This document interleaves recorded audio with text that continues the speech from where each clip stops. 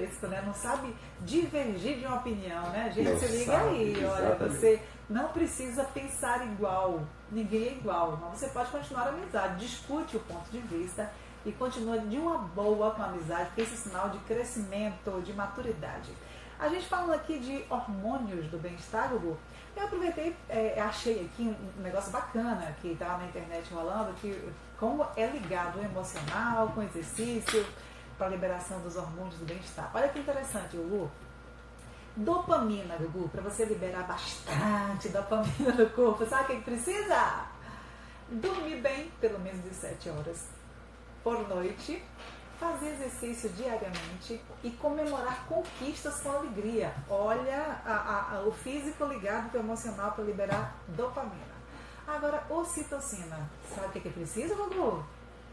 Olha que interessante. Já a ocitocina você libera quando você medita, acalmando os pensamentos, quando você abraça alguém de forma forte, ou quando você faz um ato de generosidade, porque a energia da generosidade faz o teu inconsciente liberar ocitocina. Olha que interessante. Aí vem, como que você vai liberar serotonina? Olha que coisa interessante, Vanderlei. Para liberar a serotonina, você pode primeiro agradecer. Aprender a agradecer libera ocitocina. Desfrutar da natureza, que delícia! Olha, respirar, olhar para a flor, olhar para as árvores, para o céu. Isso ajuda o inconsciente a liberar a serotonina. E também recordar bons momentos. Então pega os maus momentos, joga no canto, dá um chute lá nele e deixa só os bons.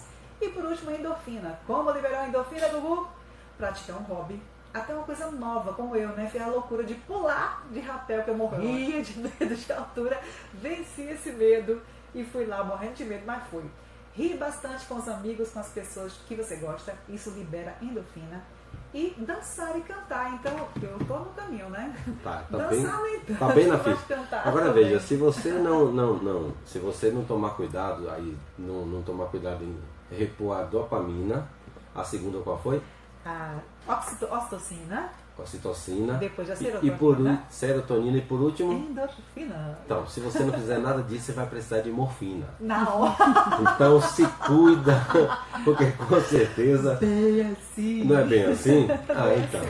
Olha, teve uma coisa que eu li recentemente sobre espiritualidade nos hospitais, né? A medicina junto com a espiritualidade cuidando da saúde das pessoas. Pode ser ainda, sabe, Vanderlei, uma coisa ainda muito tênue, ainda muito simples, muito ainda no campo da dúvida, mas a verdade é que a espiritualidade entrou na ciência para valer, entrou nos hospitais, onde antes as portas eram totalmente fechadas porque a incredulidade não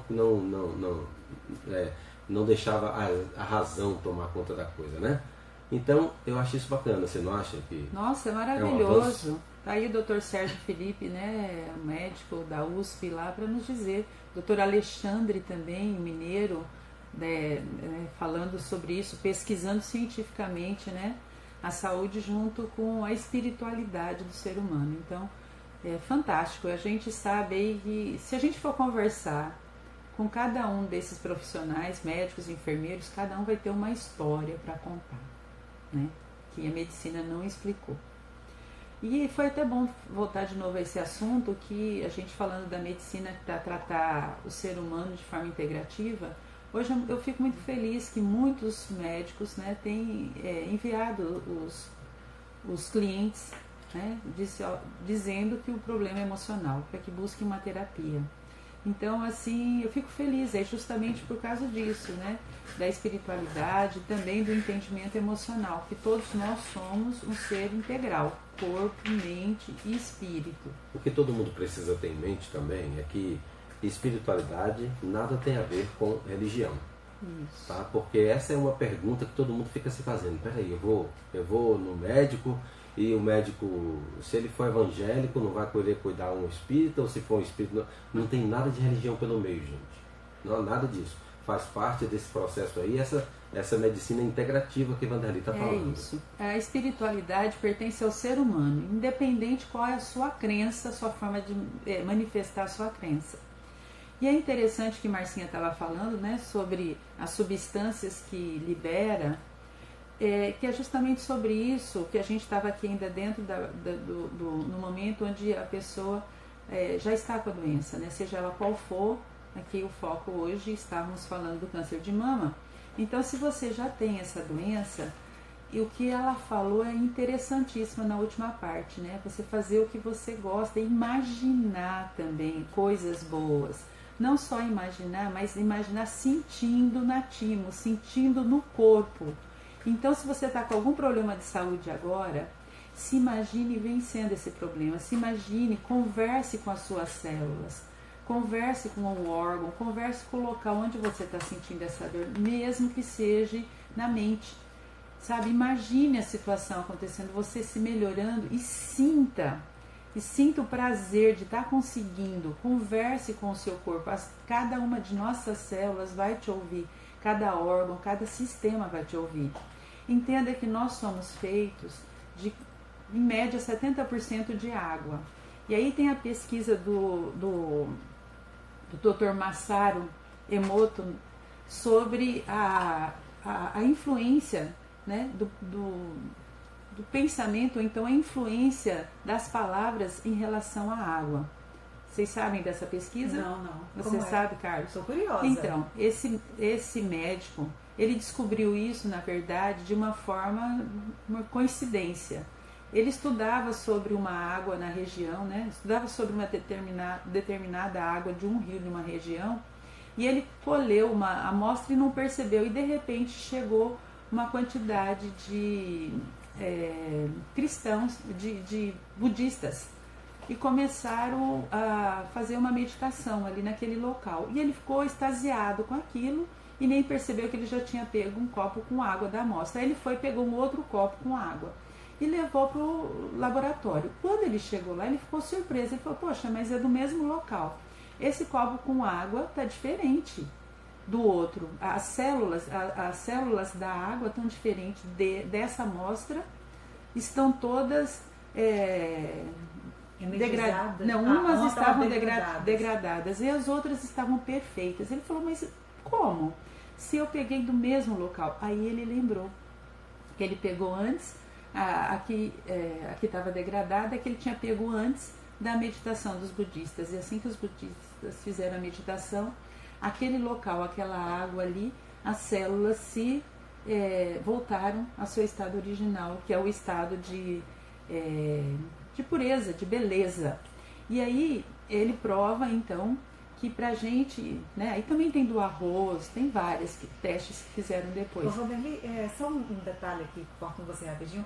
Isso nos leva a entender agora os processos espirituais com todas as religiões. O catolicismo, quando benze a água, né, para o batismo e ora.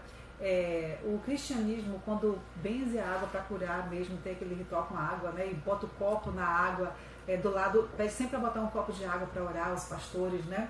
E outras religiões, como o espiritismo também faz. A gente vê como realmente, em todas as religiões, a ciência tem provado, né? Como a energização espiritual, a fé, realmente... E o próprio Jesus batizava com água, né? Então, a água tem sua importância. Agora, para você que é estudioso, está aí do outro lado e gosta de ir a fundo nesses assuntos, em relação ao isso que o Vanderlei falou também, tem um livro, tem vários livros, na verdade, mas tem um especificamente chamado A Biologia da Crença, de Bruce H. Lipton. Dá uma lida nesse livro que você vai entender melhor o que são as nossas células e como elas funcionam e como elas podem lhe surpreender do ponto de vista de formatação, de dar a ela o formato que você quiser, dar a ela a informação que você quiser, porque nós somos, na verdade, um aglomerado de células, né, Vanderlei? É isso mesmo, gente. E a maior parte é o quê?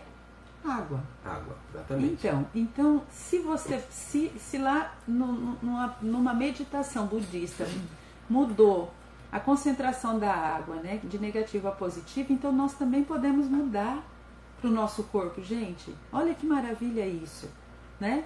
Claro que cuidando de todos os outros aspectos, né?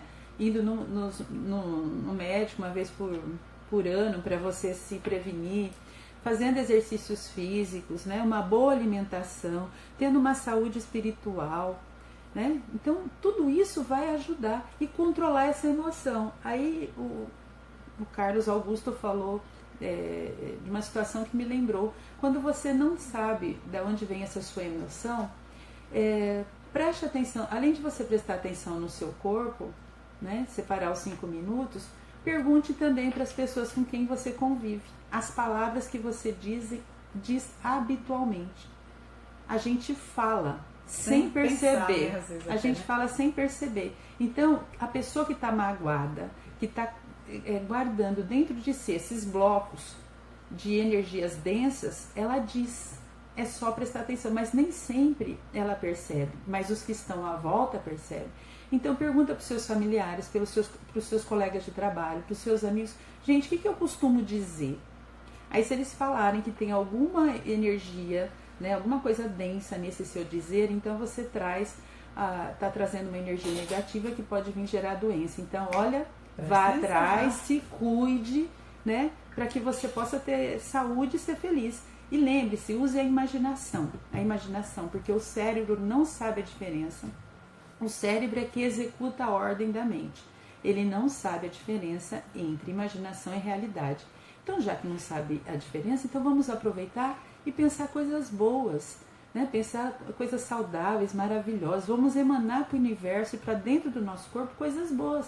O Carlos Augusto está sempre dizendo isso aqui. Gente, a gente precisa falar do belo, da beleza, olhar as coisas. A vida está passando e a gente não cultua o belo, a gente não se olha para o espelho com gratidão. A gratidão, ela libera, né, essas substâncias que só vai nos fazer bem. Olha, a Aline está aqui no centro da cidade dizendo: adoro Viva Voz, parabéns pelo tema. E sobre a água, já tive curas em minha família, que faz parte da Igreja Batista, com orações com um copo d'água. Aline, obrigada, meu amor, pela sua participação aí. Obrigada, viu? Que bacana isso, né, Gugu? Que bacana. Exatamente. Importante demais isso, viu? Quer dizer, independente de religião, a fé tem energia, a força tem energia, a oração tem energia, o bem tem força, né? É uma das coisas que todo mundo precisa pensar sobre isso. E para finalizar, eu tenho outra pergunta aqui, viu? Dá tempo ainda? A Lúcia está aqui dizendo que ela teve um câncer de mama, retirou um quadrante, ficou curada, mas não se curou do medo. O que ela fazer para se curar deste medo, embora esteja curada pela medicina do câncer? Não perdeu o seio, só um quadrante. O medo é uma, Lúcia. O medo é uma coisa que precisa ser observada de perto para as pessoas, porque quando a pessoa diz eu tenho medo, tem um monte de coisas envolvidas. Como o Vanderly falou aqui da última vez que ela veio aqui, o que nós somos? Nós somos a reunião de um monte de coisas que nós construímos ao longo do tempo. Não é isso, Vanderly? Que vivemos, né? Que vivemos. Então, crenças. Assim, são crenças. Então, quando a pessoa fala eu estou com medo, ela certamente tem muitas coisas dessas crenças aí que construíram ao longo do tempo esse medo. Então a gente precisa entender essa pessoa. Tá? A gente tem medo não é porque quer.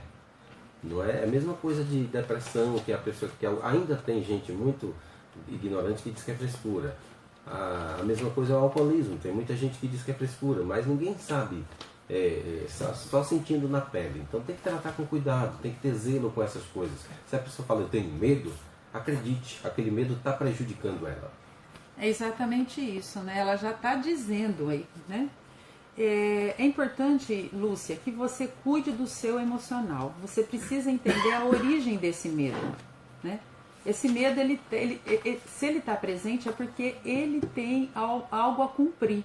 Ele tem algo para resolver. Esse medo, talvez, ele está querendo te liberar de alguma situação mais difícil que está lá no seu inconsciente. Então, para você ficar curada mesmo, busque um atendimento psicológico. Busque uma terapia para te ajudar nisso.